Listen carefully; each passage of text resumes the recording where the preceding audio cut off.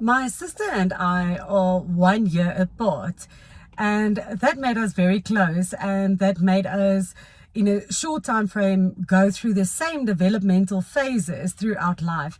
And one of the upsides and downsides, a perk and a downside in the same moment, was that every year when it was a special birthday for her, I knew that the following year my mother would do the same for me. Like with our 16th birthdays, we could go out with some friends, and on our 18th birthday, we both got a necklace with a cross on it and little diamonds inside of it. And my parent took us to a beautiful restaurant and had our grandparents there as a surprise. But then on our 21st birthday, something very special happened. So on my sister's first, my mother gave her a ring, and with her birthstone months in the ring. And then after that, she gave her a book that she started writing from the day that my sister was born. So when I turned 21, of course, I knew what was coming for me. And they gave me the ring and I was super excited about it. But I said, and now can you please give me my next present? And when I got that book, it was the most special gift I've ever received. And up to today, I'm still keeping it and still going through it. And it is miraculous to read through your own life what you've been like as a kid, what people picked up, what was the highlights. Some years there were a few lows in that year and it wasn't my year, but then I picked up again and another year went well. And it was truly special to see myself as a young kid, as we can't always remember what happened to us when we were younger.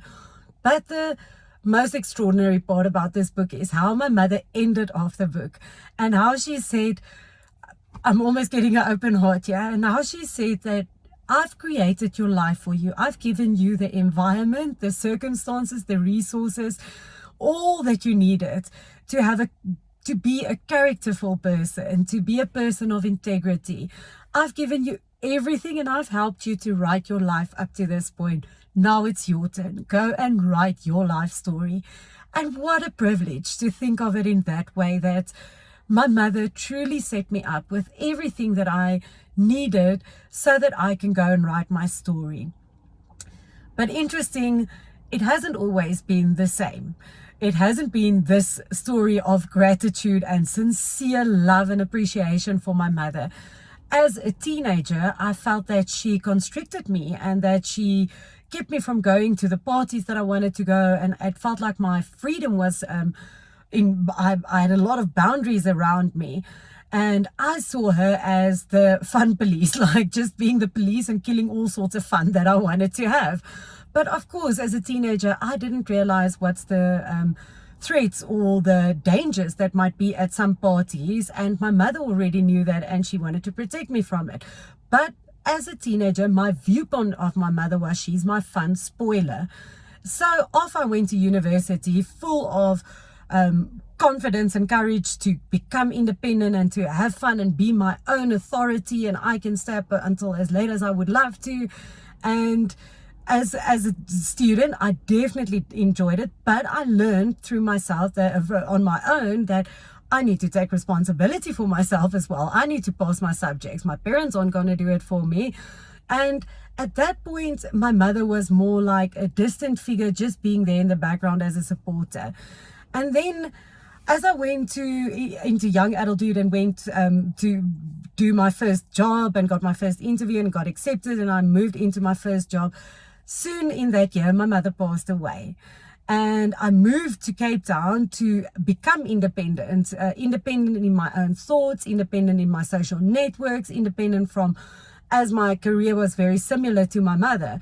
And when she passed away, after she passed away, I put her on a pedestal and said what an amazing lady she was and how she touched the community and how she helped anybody that came across her path and how magnificent she was.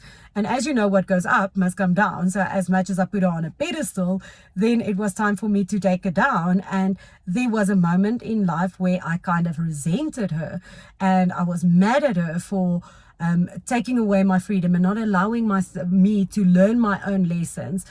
And after that, I met up with a friend that knew me at university. And then after that phase where I felt resentful towards my mother when I took her off the pedestal, I met up with this friend and she said to me, yes, but your relationship with your mother was always feisty, wasn't it? And it was so funny to pause for a moment and like, wow, the versions of my mother change in my mind, the story of my mother changed in my mind so many times. And she's still stuck on how she saw me as a student and how I tried to resist my mother's disciplining and teachings. And that's where she stayed stuck. And I'm like, but how I saw my mother was a few completely different ways. And at that time, when I met up with her, it was as if it was the phase of I'm really grateful for my mother. Then later after that, I got kids, and that opens up a whole new chapter of seeing your mother in a different light. So in essence, today, what I would love to leave you with is, how has the story of your parents changed? As I said, I am fully aware some people might not have had the same experience as me, being able to be so grateful for their parents of what they've given you and how they set you up. But as a relationship coach, as a coach, and as a theologian, I am 100% certain that everybody has got the same, nothing is missing in anybody's life. I know that you got the perfect parents that you needed. And with that in mind, how has your story about your parents changed? And what part is still difficult for you to accept about your parents? And what is standing in your way to actually love them unconditionally with full gratitude, realizing that your parents too helped you as far as possible as what they could to write your story of the beginning of your life? And how did they hand over the story for you to keep on writing further? I'd love to hear from you.